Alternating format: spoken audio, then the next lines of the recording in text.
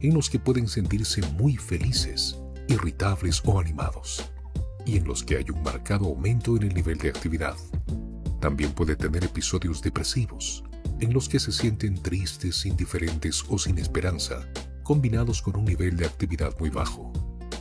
Generalmente, aunque hay excepciones, la enfermedad se desarrolla de forma imperceptible durante la adolescencia, etapa ya de por sí proclive a la inestabilidad emocional, y alcanza su esplendor en la edad adulta. En ciertas ocasiones, los niños pueden tener síntomas del trastorno bipolar. El trastorno bipolar puede ser un factor importante en el suicidio, la pérdida del trabajo, la capacidad para funcionar y la discordia familiar. Sin embargo, un tratamiento adecuado puede dar origen a un mayor funcionamiento y una mejor calidad de vida. Muchas veces el primer episodio viene precedido por una situación ambiental estresante. Sin embargo, a partir de ahí la enfermedad se va independizando de las circunstancias ambientales y psicológicas, de modo que los mecanismos biológicos reguladores del estado de ánimo parecen entrar en una oscilación permanente que lleva a la persona a perder el punto de referencia de su estado anímico habitual. El trastorno bipolar es solo ligeramente más frecuente en la mujer que en el hombre.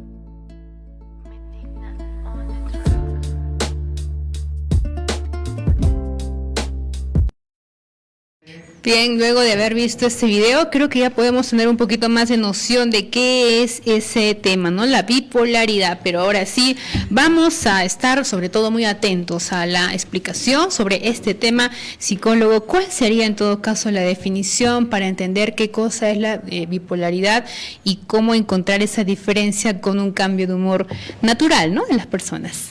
A ver, Marjorie, muchas gracias nuevamente por la invitación. Y bueno, lo primero que tendríamos que entender de manera clara que el cuadro como tal, el cuadro del trastorno de personalidad de este tipo es funcional. ¿Qué quiere decir funcional?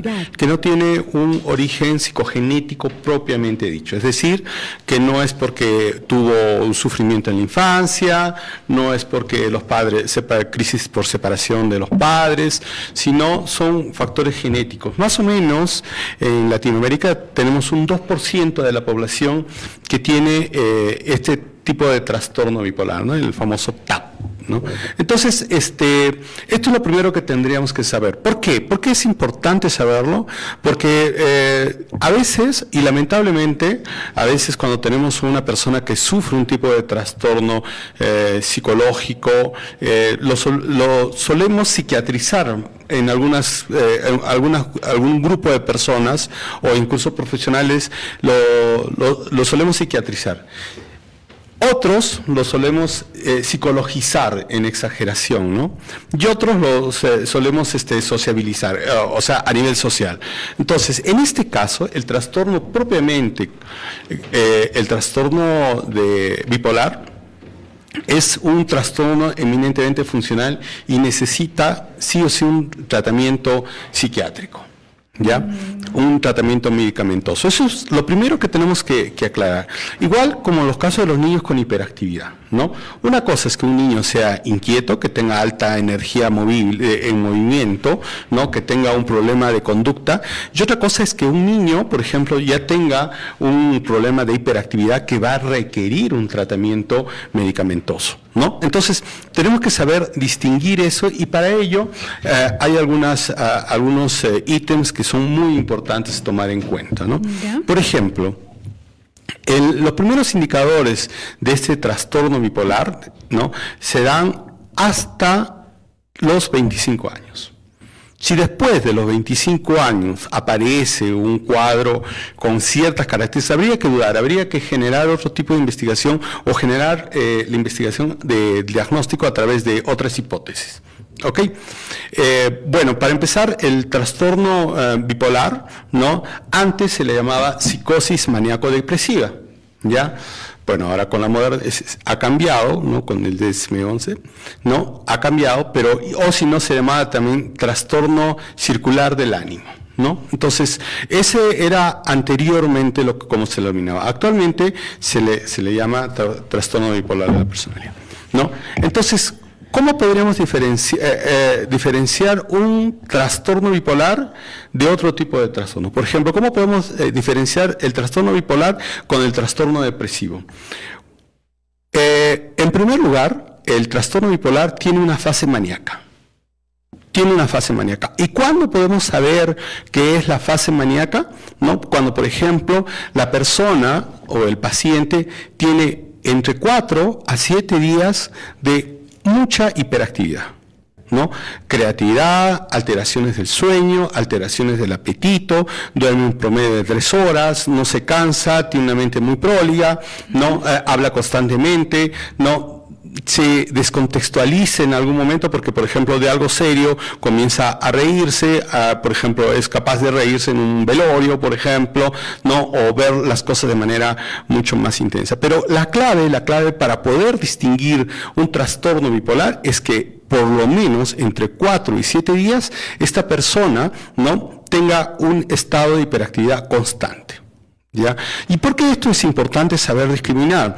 Porque hay otro tipo de trastornos, como por ejemplo que tengan que ver con la habilidad emocional, donde tú ves a una persona que está contenta y a los 5 minutos se pone a llorar y después se vuelve a reír, ¿no? O cuando ingresa ya a un cuadro psicótico, ¿no?, donde está riendo y después llora, ¿no?, pero que eso es al instante, ¿no? O que está muy triste y de repente pasa un día al día siguiente y ya se olvidó incluso de que estuvo enojado o no le encuentra la razón, o está muy alegre y de repente, tendríamos que nuevamente indicar que este trastorno bipolar tiene que ver con este requisito importante, ¿no? O sea, haciéndolo sencillo y haciéndole el entendimiento que es importante que la población sepa de qué estamos hablando cuando hablamos de un trastorno bipolar, ¿no? Porque ahora está de moda, cualquier muchacho le dicen, eres bipolar, o una chica, eres bipolar, ¿no? Cuando de repente tiene otro tipo de circunstancias, ¿no? Son dos tipos entonces, ¿no?, dentro del trastorno de bipolaridad. Y muy cierto lo que indica, porque se ha utilizado tanto esta palabra que cuando alguien de repente está triste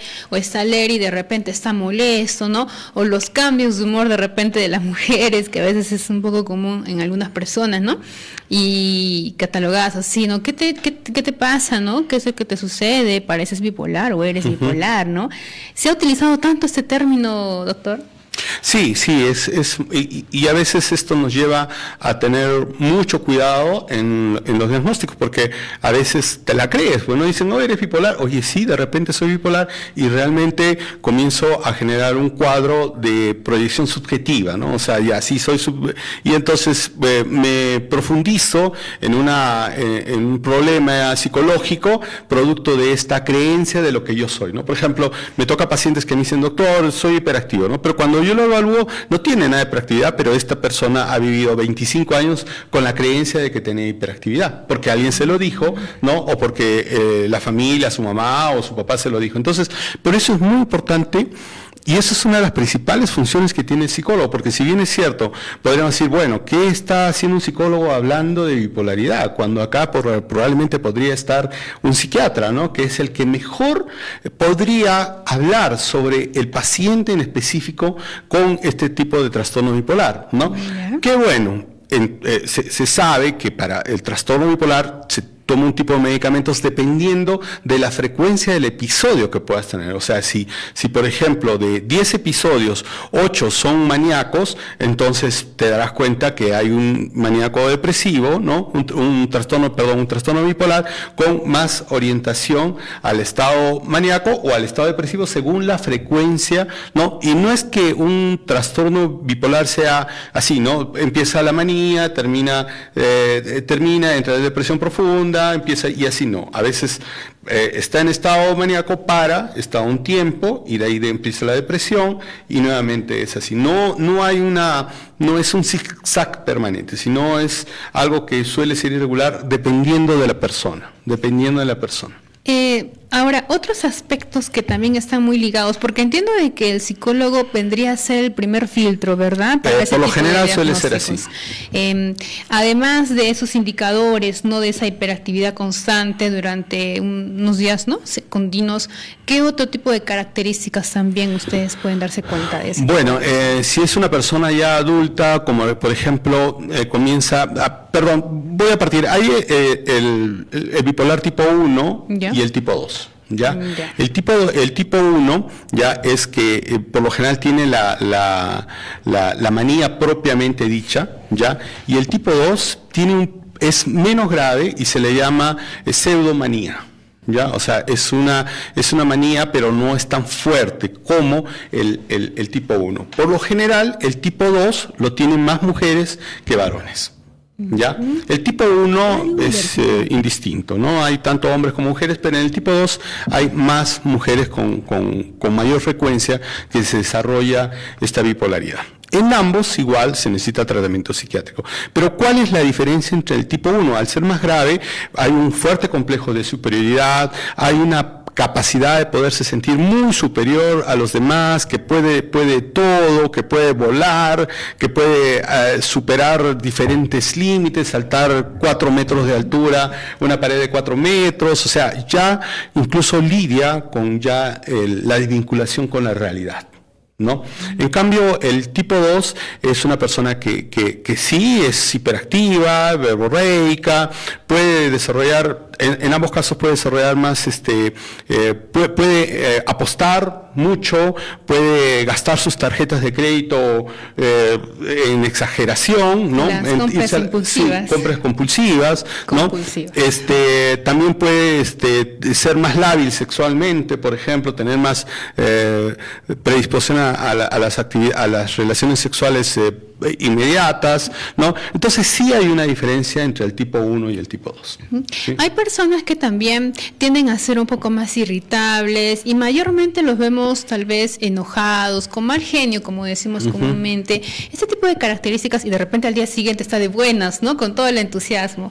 ¿Estos tipos de personas también estarían dentro de ese tipo de trastorno? No necesariamente porque son personas que pueden tener un grado de, por ejemplo, un trastorno de personalidad de inmadurez, ¿no? O sea, es una persona emocionalmente inmadura, es altamente inestable, puede tener otro tipo de trastornos, pero ya te digo, ¿no? O sea,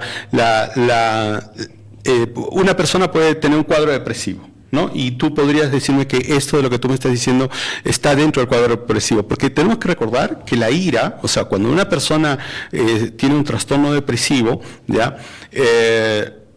No necesariamente está triste, ¿no? Sino que puede estar con constante ira, con mucho enojo, con mucho fastidio, con mucho aislamiento, ¿no? Entonces, ¿qué pasa? En el trastorno depresivo, la persona lo primero que hace, o sea, en el trastorno depresivo es como un ego interno que solemos tener, en ambos casos, ¿no? Pero específicamente lo que busca el cuerpo o la mente en ese momento es compensar a romper todas las relaciones que podrían ayudarlo a estabilizar. Por ejemplo, si voy a entrar a un cuadro depresivo, ¿qué empiezo? Empiezo, por ejemplo, a pelearme con mi jefe de mi trabajo, que al final va a lograr, o a pelearme con la gente de mi trabajo, para que al final me despidan, ¿no? O me aíslo de mis padres, o me separo de mis hijos o de mi esposo. O sea, comienzo a pelear, a criticar, a juzgar, a sentirme incómodo, a aislarme, para que una vez que yo me aísle, ¿no? Mi ego, ahora sí, con toda libertad, entre a una depresión profunda e incluso diga, no es producto de una cuestión biológica o funcional, sino es por cuestiones sociales. Por eso al comienzo te dije que era muy importante saber distinguir los factores sociales, los factores psicológicos y los factores biológicos. Aparentemente, los síntomas de una persona bipolar es vistos a simple vista, ¿no? O sería muy complicado ver que una persona bipolar oculte sus emociones. Claro. ¿No? O lo sepa disimular. Tú cuando ves a un bipolar sientes como que si un viento fuerte ingresara a una casa, ¿no? Entonces algo que se puede detectar. Tú lo vas a ver, ¿no? Tú lo vas a tener un optimismo muy fuerte. Eso no quiere decir, no confundamos con aquella persona positiva, ¿no? Sino que el otro estado es más maníaco, ¿no? O sea, tú lo ves, ¿no? Por ejemplo, si de cualquier cosa te saca una broma, puede bromearte, descontextualizarte, desde, por ejemplo, tu apellido, ¿no? Mi apellido Gibaja, ¿no? Usted es el doctor Subibaja, por ejemplo, ¿no? Se burla, por ejemplo, del apellido, ¿no? Cosas así. Entonces, se burla de ti, se burla del entorno, no se puede sentar. Ojo, no hay que confundir con la hiperactividad. Por ejemplo, en los niños se puede confundir eso con la hiperactividad. ¿Qué quiere decir? Un niño hiperactivo, por ejemplo, va al colegio, se mueve, hace cosas, ¿no? Y está triste porque lo discriminan, lo rechazan, no entiende lo que le está pasando, ¿ya? Pero un niño que ya empezó con la bipolaridad, ¿no? Le pasa casi lo mismo, o sea, no lo entiende, ¿ya? E igual tiene problemas, pero al bipolar no le interesa. No le interesa que esté desadaptado, o sea, no le importa, como dicen en el argot, el local le resbala altísimamente, que las personas lo estimen o no lo estimen, él se burla igual de todo. Ahora que menciona el tema de los niños, ¿a partir de qué edades ya se puede hacer ese tipo de diagnóstico de bipolar? Bueno, hay que tener mucho cuidado con el diagnóstico porque recuerda que como son trastornos de tipo psiquiátrico, van a necesitar medicamentación. Entonces la medicamentación de un niño hiperactivo no es lo mismo que una medicamentación de un niño bipolar, ¿no? Entonces, ¿cuál es como te dije, la diferencia? Básicamente es esa, ¿no? La actitud tan positiva que tiene el niño. El hiperactivo no, el hiperactivo se mueve, llora, pero, o sea, se hace cambios rápidos, pero una de las evidencias esenciales con el niño que ha desarrollado esta bipolaridad, que se puede apreciar a partir de los 4, 5, 6 años, ¿no? Es que hace y no le interesa lo que opinen los demás. Y ahora, con ciertas actitudes, bueno, en este caso sería al otro extremo, ¿no? Si estábamos hablando de actitudes de repente impulsivas, ¿no? En donde eran pues más espontáneos, lo contrario que viene a ser ya la excesiva tristeza, aislarse de todos, ¿no? En esos casos, ¿cómo podría identificarse un bipolar a comparación de repente de casos de depresión? Básicamente, el depresivo no se pone pilas nunca, ¿no? O sea, nunca le pones, ahí se queda. Nunca le pones power, ¿no? O sea, el niño depresivo o el muchacho depresivo no toma Red Bull, ¿no? O sea, en cambio el otro sí, ¿no? Y es, como te repito, es un periodo de entre 4 y 5 a 7 días que no descansa, ¿no? Esa persona puede dormir 2, 3 horas y la ves infatigable, ¿no? O sea, no come, está constantemente haciendo. Ahora, el tipo 1, del tipo 2, el tipo 1 termina siendo improductivo, porque como te digo, que tiene la manía propiamente dicha. En cambio, el tipo 2 puede de alguna manera ser productivo, ¿no? A través de su pseudomanía. Bien. Ahora, ¿qué otros aspectos más ayudan a hacer el diagnóstico? Bueno, en caso de un psicólogo, ¿no? Que viene a ser de repente tal vez el primer filtro. Claro, el primer filtro, lo primero que hacemos los psicólogos es primero identificarlo, ¿no? Y sin necesariamente dar un diagnóstico, explicar a la familia lo que probablemente esté ocurriendo y transferirlo a un médico psiquiatra, ¿no? Un médico psiquiatra, si es niño, un médico psiquiatra con especialidad en pediatría, ¿no? Y pues y después lo más importante, y esto sí es importantísimo, ¿no? El medicamento solo es una parte, ¿no? Es imprescindible, por supuesto que es imprescindible la medicamentación. Sin embargo, el tratamiento psicoeducativo que se tiene que hacer a la familia, que se tiene que hacer en el colegio, que se tiene que hacer en la sociedad, en los centros educativos, en los centros laborales, es muy importante, ¿no? Pero principalmente a nivel sistémico en la familia, ¿no? Para que puedan entenderlo. Porque un niño con hiperactividad, tanto sea hiperactividad como un niño maníaco en su bipolaridad, en su estado maníaco, ¿qué van a pensar? Que es un niño malcriado. Y si es un niño malcriado van a decir, ay, no, a este hay que cuerearlo, ¿no? Hay que castigarlo, hay que hacer algo violento muchas veces para tratar de calmarlo, ¿no? Porque es lo primero que solemos hacer en nuestra sociedad. Ante cualquier cosa que no comprendemos en los niños, los maltratamos o simplemente ocultamos el diagnóstico, ¿no? Padres sobreprotectores que dicen, no, lo justifican, ¿no? Lo justifican e incluso colegas que no estén especializados van a tener que justificarlo y van a psicologizarlo, y eso es muy grave. Ahora, ¿quiénes tienen más predisposición a este tipo de repente complicación? ¿Mujeres o los varones? Como te dije, ¿no? El tipo 2 más la mujer, ¿no? Es la diferencia es de 6 a 4 más o menos, ¿no? Ahora, ¿qué factores psicosociales se dan?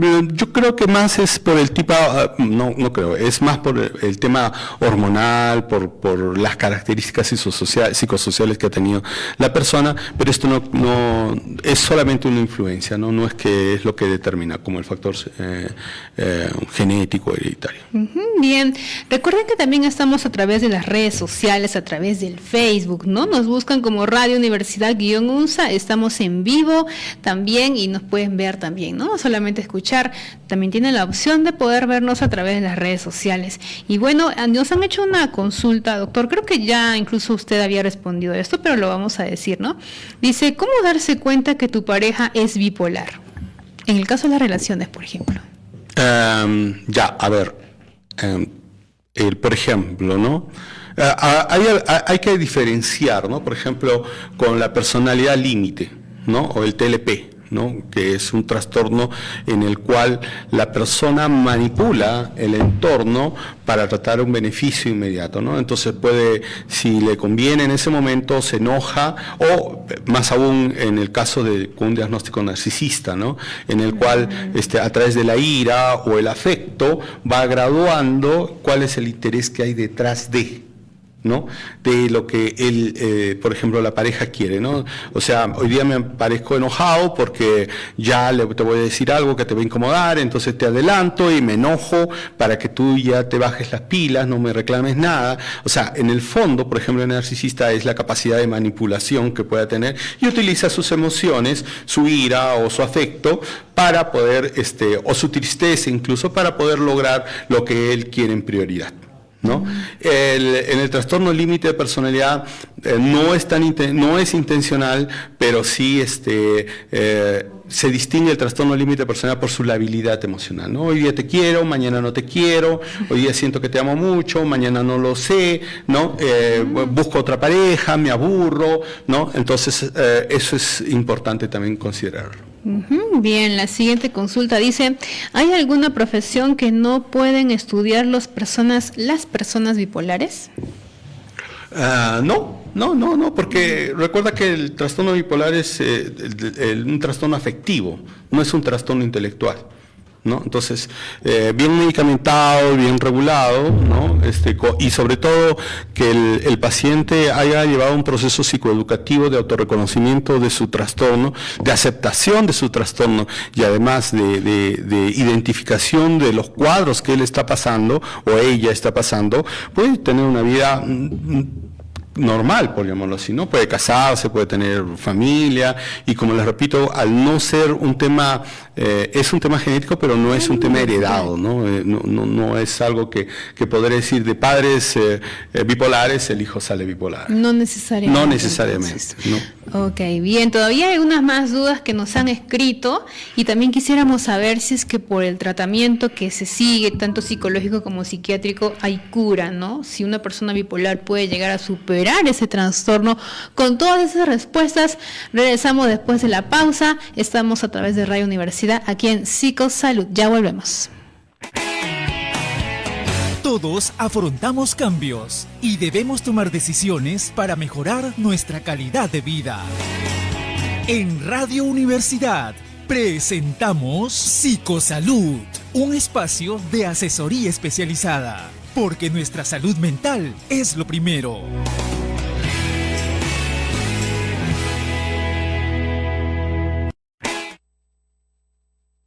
La cultura, la información, los contactos vía satélite y el entretenimiento están en Radio Vinos Universidad. y piscos, las tinajas de San Agustín. La UNSA pone a la venta del público en general sus mejores productos directamente del Ciepa Majes. Vino Borgoña, vino Alfonso Lavallé, vino Alfonso Lavallé semiseco, vino Italia, pisco acholado, pisco negra criolla, pisco Italia etiqueta azul, pisco negra criolla etiqueta negra, en sus presentaciones de 500 y 750 mililitros. Adquiérelos en calle San Agustín 108, segundo piso, de lunes a viernes, de 8 a 15:45 horas. Informes a los teléfonos 983 19 55 51 y 959 76 44 51. Vinos y piscos, las tinajas de San Agustín. El desarrollo integral del ser humano implica una serie de cambios. Por eso te ofrecemos un espacio para resolver dudas y mejorar nuestra convivencia social. Psicosalud, los lunes, miércoles y viernes a las 2 de la tarde.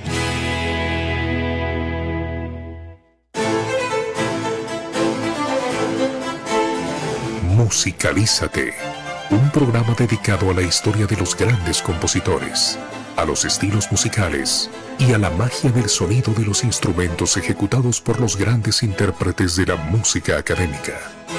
Escúchanos los lunes, miércoles y viernes a las 17 horas y vive el placer de la música. Tus mañanas serán más alegres y divertidas en compañía de AM Magazine, un espacio informativo musical donde encontrarás tips y consejos para el cuidado de tu salud, orientación, asesoría y sana diversión.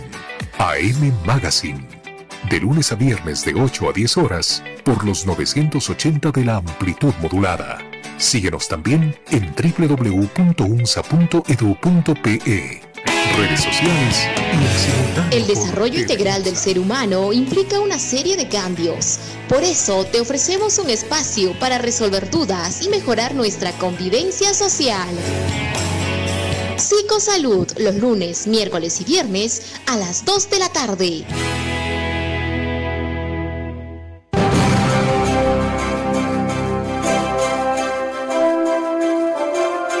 Desde Arequipa, transmite Radio Universidad, emisora oficial de la Universidad Nacional de San Agustín de Arequipa.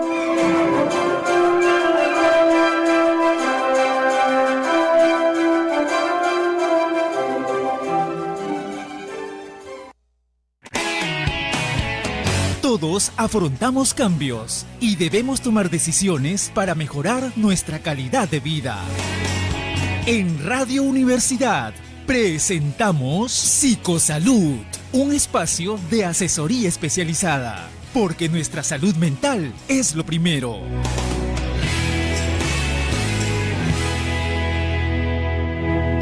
Bien, seguimos aquí en Psicosalud, iniciamos el segundo bloque, así que hay algunas preguntas muy interesantes en realidad, ¿no? Y puntos también que nos faltan abordar, espero que nos alcance esta segunda media hora, ¿no? Siempre el tiempo se va rápido. Bueno, el día de hoy nos está acompañando el psicólogo Omar Beltrán Gibaja, hablando sobre el desarrollo de la bipolaridad, así que quienes de repente se están conectando recién, ¿no? Estamos recibiendo más consultas, nos pueden escribir al 957-968-788. Nos pueden escribir al WhatsApp y de repente tiene alguna duda, con toda la confianza nos puede escribir. La siguiente consulta era si los cambios hormonales influyen en este trastorno. No influyen en gran parte, repito, sí hay una cierta injerencia, ¿no? Porque por eso es una de las razones por qué el trastorno bipolar es más frecuente, el tipo 2 es más frecuente en mujeres que en varones, ¿no? Pero no podríamos aducir que producto de un cambio hormonal, por ejemplo, el de la menarquia, pueda llevar a una persona a un estado maníaco o a un estado depresivo.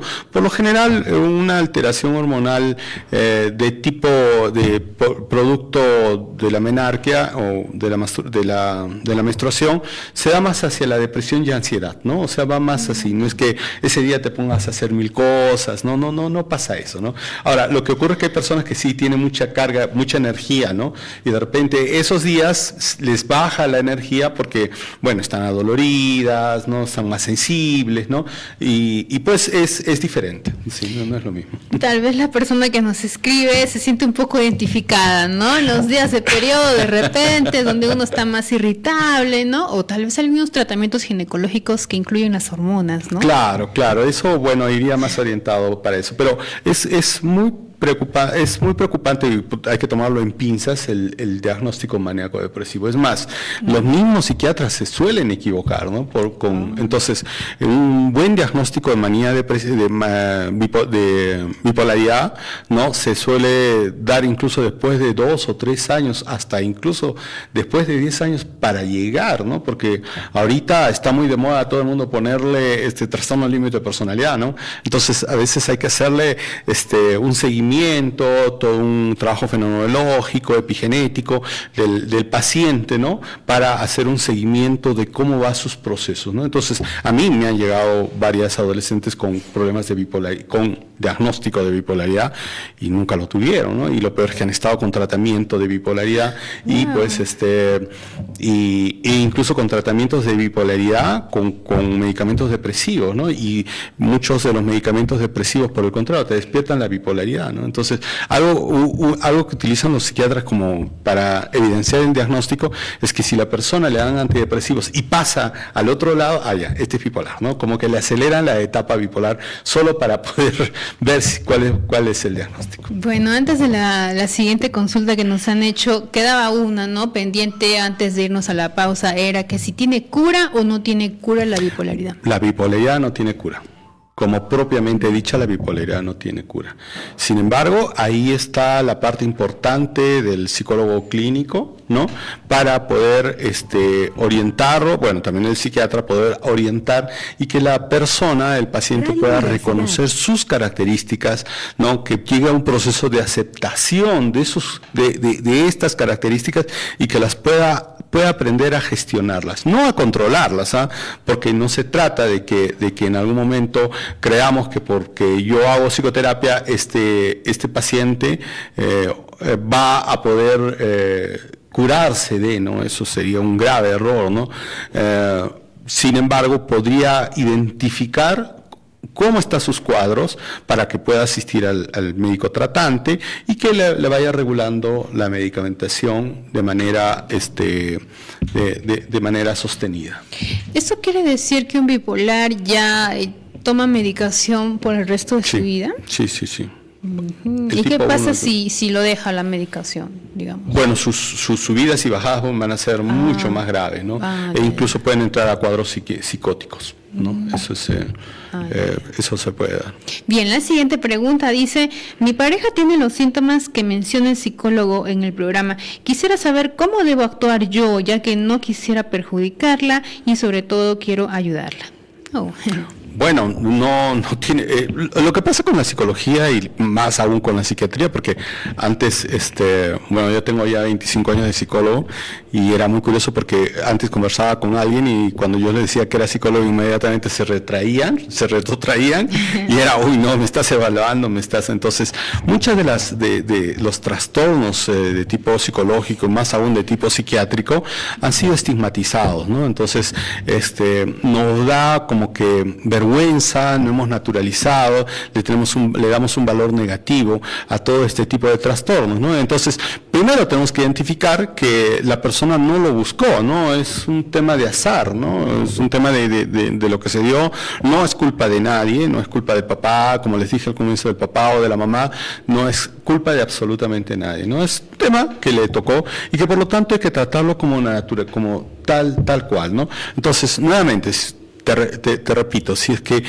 tu pareja tiene un episodio de más de 4 a 7 días con alteraciones de hiperacción, de hiperactividad, como no puede dormir, su mente está demasiado acelerada y todo lo demás, si es que lo tiene, lo que tendrías que es hablarle, ¿no? O si no, bueno, grábala esta entrevista, bueno, no sé si lo ha grabado, creo que sale, y míralo con ella, háblale bonito, y acuerden ir a un médico, a un psicólogo y a un médico psiquiátrico. Acá en Arequipa hay los centros de salud mental comunitarios donde podrías ir y recibir el tratamiento adecuado. Lo peor sería que simplemente la dejes así, que sus procesos vayan deteriorando, porque esta persona dentro de esta condición está sufriendo, ¿no? Y también está haciendo sufrir al entorno, ella no, el trastorno. ¿Es posible entonces tener una relación sana con una persona bipolar? Sí, y siempre y cuando tú no complementes a su patología, ¿no? Porque siempre dicen que hay un roto para un descosido, ¿no? Entonces, sí. Ay, no. En vez de ayudar, empeora. Sí, ¿no? Entonces, sí se puede llevar una relación normal, ¿no? Siempre y cuando esta paciente sea regulada, o esta paciente sea regulado, y que pues se le pongan los límites, porque, ojo, así como me preguntaron si es que el bipolar le afecta su capacidad de poder estudiar, pues no, ¿no? Porque es un trastorno, ¿no?, del afecto, no es un trastorno cognitivo, ¿no? O sea, sí hay, pues, si el trastorno ya es severo y no está en tratamiento, ya hay ideas delirantes, ¿no? Pero, ideación delirante, pero si es que no, esta persona puede ser regulada, y si es que la pareja conoce con precisión o con cierta experticia este problema, bueno, va a ayudarla mucho mejor. Entonces, lo primero que tendrías que hacer tú es informarte, ¿no? Si quieres, anda tú solo, si es que crees que tu esposa o tu pareja no va a tomarlo a bien, primero anda a un especialista que te oriente, que te aconseje, investiga, ¿no? Y después puedes intervenir con cautela con ella, pero lo mejor es que cuanto más antes se pueda ser atendida, mucho mejor para ella y para tu familia. Bien, qué importante consejo. Ahora la siguiente pregunta dice, ¿el bipolar se puede presentar en clases sociales? Bueno, no tengo la investigación al respecto, pero entiendo que el diagnóstico se da más frecuente en personas que tienen más acceso a salud, ¿no? Es decir, que podríamos tener en personas de clase C y D, ¿no?, bipolaridad, pero lo que pasa es que no se evidencia porque difícilmente estas personas puedan acceder a salud, ¿no?, a salud mental. Entonces, en clases A, B, incluso C, pueden sí acceder más fácilmente porque tienen más cultura, más conocimientos, se informan más, y por eso de repente los indicadores de bipolaridad en clases de A y B, o sea, alta y media, se evidencia más. Y ahora, para el caso de repente de los bipolares, o los que de repente lo son, pero tal vez no lo saben todavía, ¿no? Tienden a consumir alcohol, de repente el consumo de drogas, ¿qué tanto influye? No, lo que pasa es que el bipolar, como te comenté en un principio, busca intensificar más aún sus emociones. Entonces, por eso son más proclives a tener sexo espontáneo, consumo de alcohol, consumo de drogas, ¿no? Entonces, pero una vez que lo consumen, esto va deteriorando mucho más sus funciones, ¿no? O sea, cualquier persona que se excede en alcohol o en drogas, pues, va a ser dañada, va a tener daño, ¿no?, cognitivo. Lo recomendable entonces es no tener ese tipo de vicios. Claro, porque además es que va a estar en un adecuado tratamiento, que por lo general tiene que ver con el litio, que es el que autorregula las emociones. Si va a consumir, pues el médico psiquiatra le va a prohibir consumo de alcohol, eso es evidente. Claro, no es compatible, ¿no? El consumo de medicamentos. Los medicamentos psiquiátricos no son compatibles con el alcohol. Ok, la última consulta dice, ¿qué pasa si un bipolar no se hace ningún tratamiento? Lo que pasa es que uno deteriora su vida social, su vida de pareja, puede separarse, puede divorciarse, si es que en algún momento se llegó a casar, ¿no?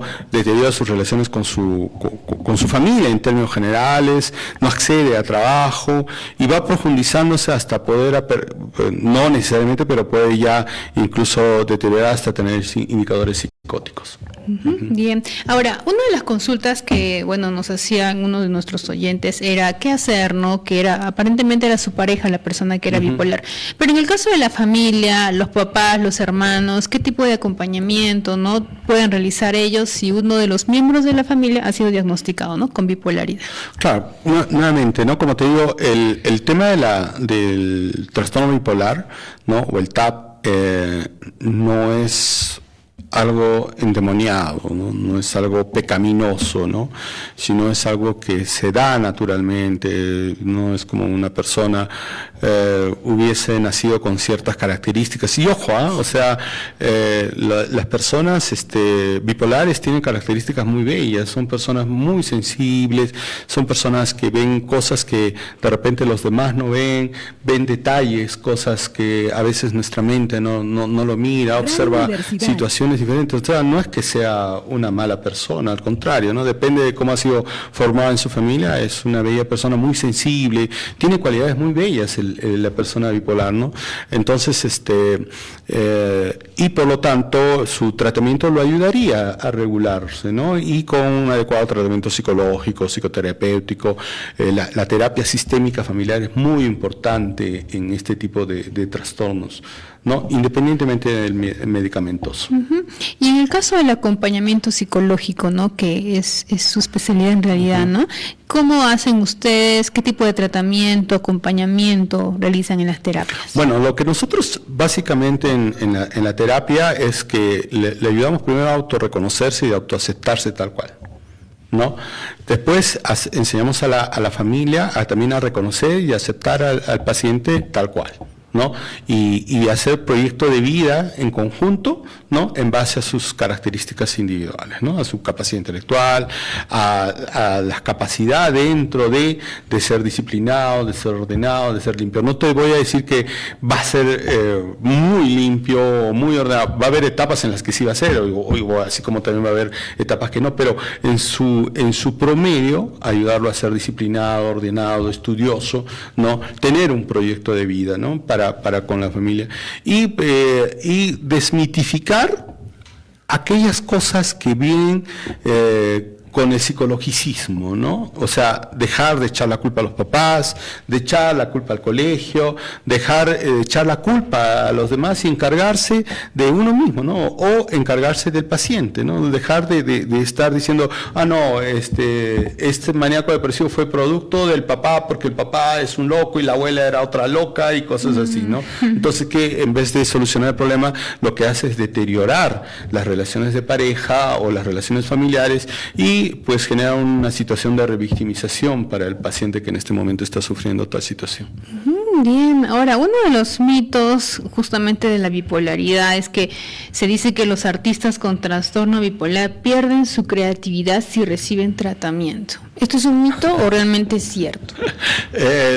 Bueno, hay cierto, es que por ejemplo un trastorno tipo 1, no podría generar ningún tipo de creatividad, ¿no? Porque para empezar no está concentrado, dice una cosa, dice la otra, ¿no? No podría ser creativo, ¿no? Es casi lo mismo que muchos artistas en una época me decían, tengo muchos amigos artistas que decían que si no consumían marihuana, no podían generar su capacidad creativa, sí, ¿no? Al revés. Sí, entonces es muy curioso, ¿no? Entonces, lo primero es que sabríamos si esa persona que es tan creativa, ¿no? Ese artista que es tan creativo, si realmente es maníaco depresivo o no. ¿No? Eso tendríamos que verlo en su individualidad. Pero en el promedio, una persona con una bipolaridad no va a poder hacer eso, o por lo menos no va a poder ser tan conocido o tan práctico, porque va a tener un momento de inspiración y a la media hora ya todo lo quemó, ¿no? Y no va a tener continuidad, no va a tener una programación para hacerse conocer. Entonces, no necesariamente tendría que decirse que todo artista es bipolar.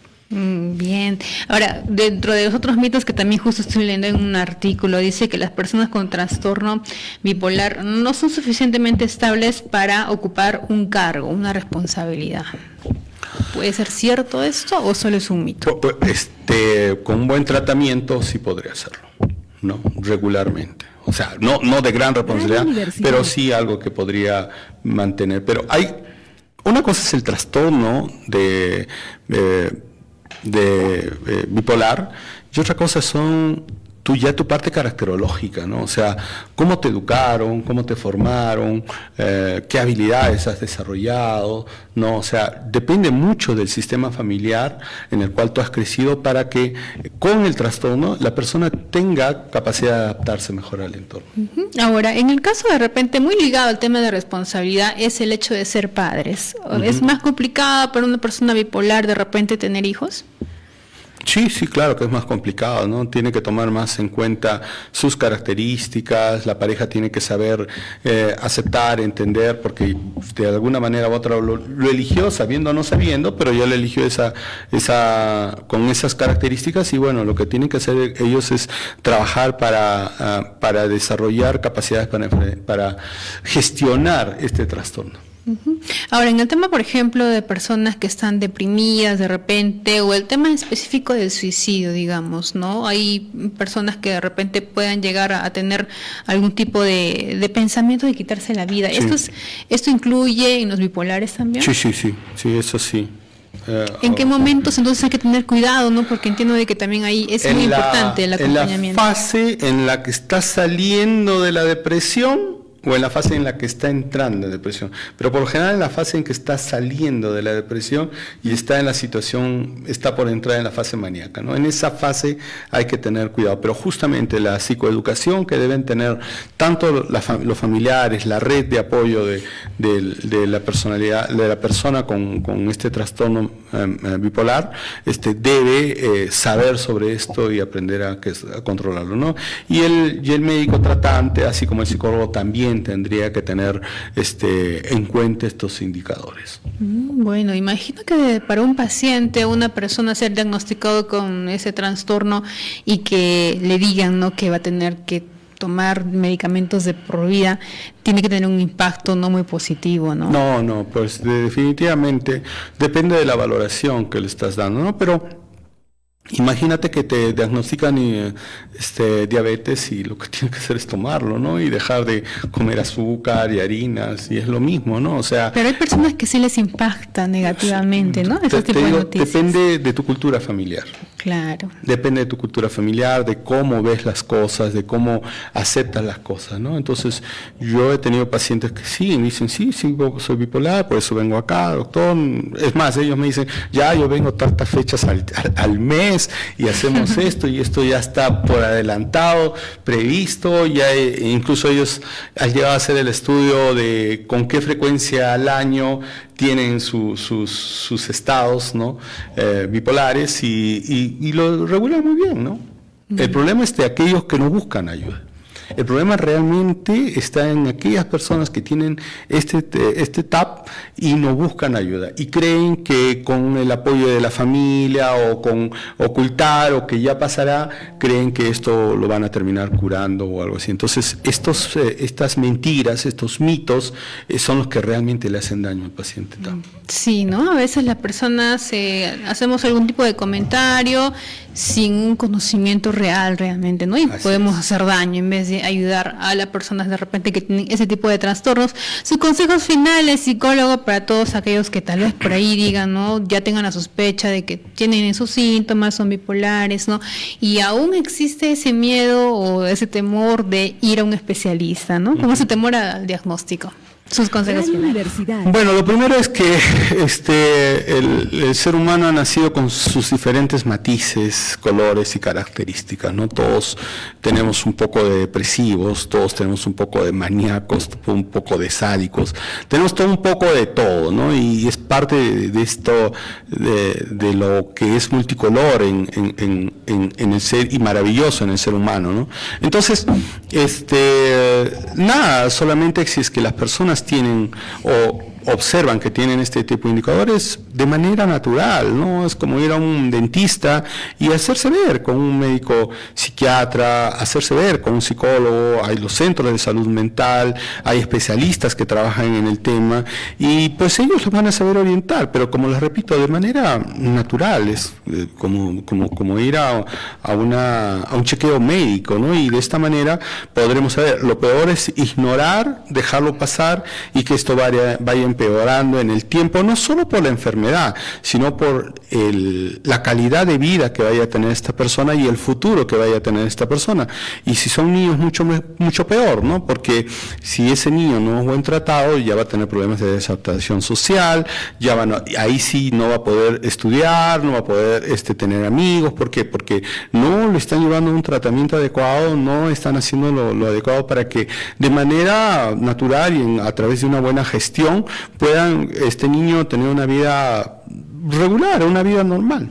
¿Sí? Bien, antes de ya despedir el programa, hay una última preguntita, psicólogo, no quisiéramos dejar con la duda a nuestro oyente. Dice, ¿la hipnosis puede mejorar o ayudar a una persona bipolar? No, la hipnosis no tiene nada que ver en el tema. Y el que te diga que con hipnosis vas a mejorar o empeorar el tema, te está estafando. La hipnosis no sirve para esto, es totalmente nocivo, y es más, la hipnosis, si es que no está bien orientada, puede desarrollarte hasta un cuadro psicótico o acelerar una situación extrema, ¿no? La hipnosis no tiene absolutamente nada que ver. La hipnosis sirve para traumas, sirve para relajación, ¿no? Pero para este tipo de trastornos psiquiátricos tengan mucho cuidado. Ojo, ni tratamientos de hipnosis, ni tratamientos de flores de Bach, que a veces algunos tipos, algunos pseudo profesionales hacen, ni el ayahuasca, ni nada de esas, disculpen la palabra, tonterías, van a ayudarlos, ¿no? O sea, tengan mucho cuidado. O sea, yo sé que las personas tenemos fe y siempre queremos, ¿no? Y eso pasa mucho que a veces incluso con los pacientes con ya un cuadro psicótico o con una esquizofrenia, ¿no?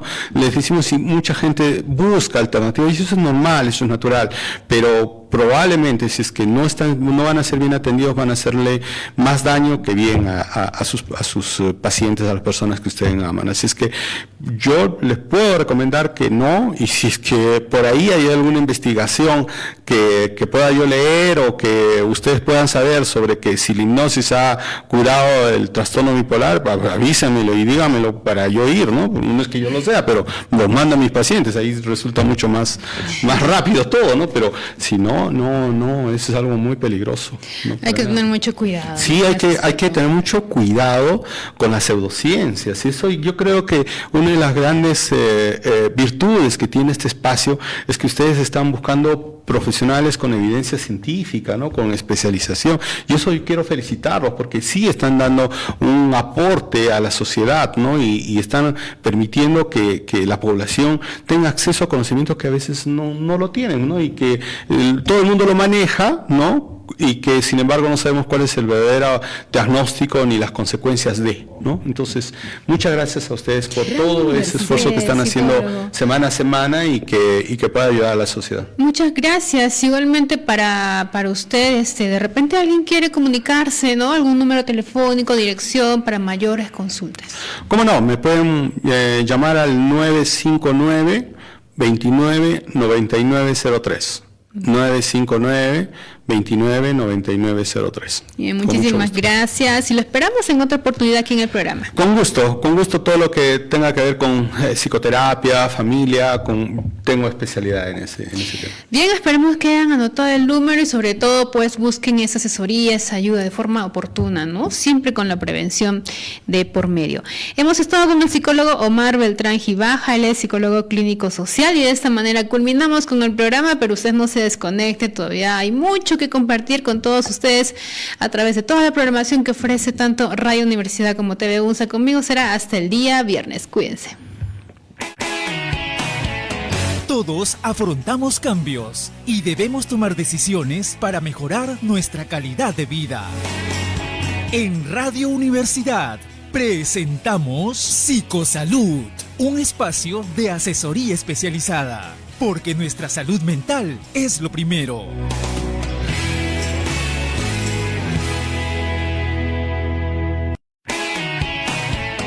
Todos afrontamos cambios y debemos tomar decisiones para